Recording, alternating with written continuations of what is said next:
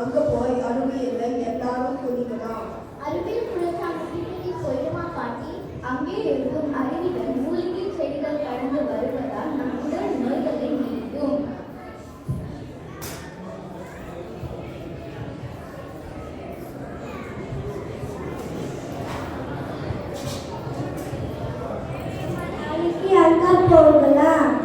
ஐயா jolly jolly. இன்னும் அங்கே என்ன இருக்கு பாட்டி? குற்றாலம் அருவிகள் 2 ஊர் மட்டும் இல்லாமல் அங்கே நிறைய கோவில்கள் இருக்கு. குற்றாலநாதர் கோவில், விஸ்வநாதர் கோவில் மற்றும் பல கோவில்கள் இருக்கு. விஸ்வநாதர் கோவில் இருக்கும் இடத்தை தென்காசி என்று சொல்லுவோம். அப்போ அத்தை காசிக்கு போகணும் சொல்லிட்டு இருந்தாங்க.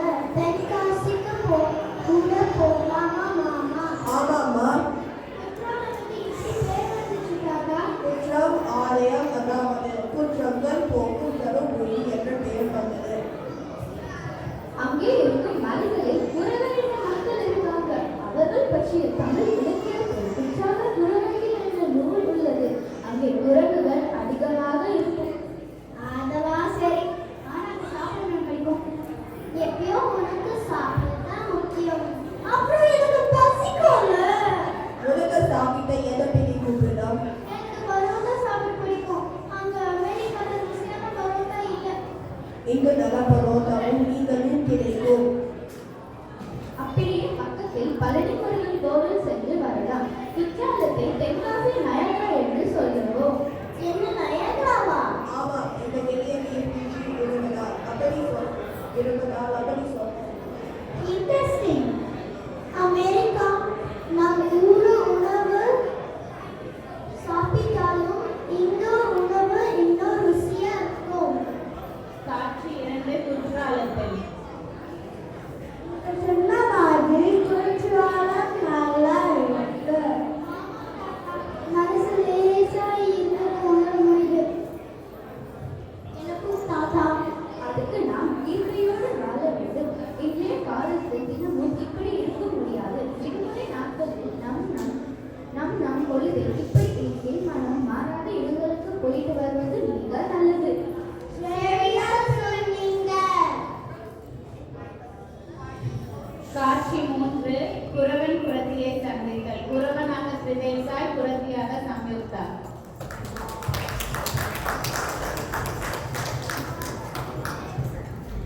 இந்த கோவில் பற்றி சொல்லுங்க ஐயா. இங்க இருக்கிற சாமி கோயில் ரொம்ப சக்தி வாய்ந்த கோயில் சாமி. அந்த கோயிலுடைய சாமி பேரு குற்றாலநாதர். குற்றாலத்துல புறவர்கள் அப்படின்னா ஆதி தமிழ் சாமி. ஆதி தமிழ் அப்படின்னா என்ன ஐயா? ஆதி தமிழ்னா மூத்தவர்.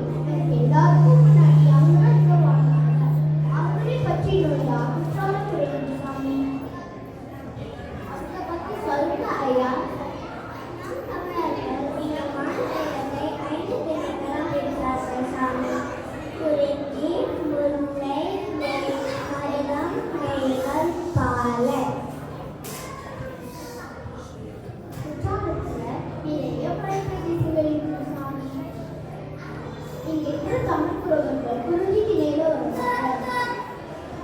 இங்கே வாழ்ந்த தமிழ் குறவர்கள் வேட்டையாடுவதிலும் கலைஞர்களும் ஆனந்தம் சொல்லுவதிலும் சிறந்து விளங்கினர்.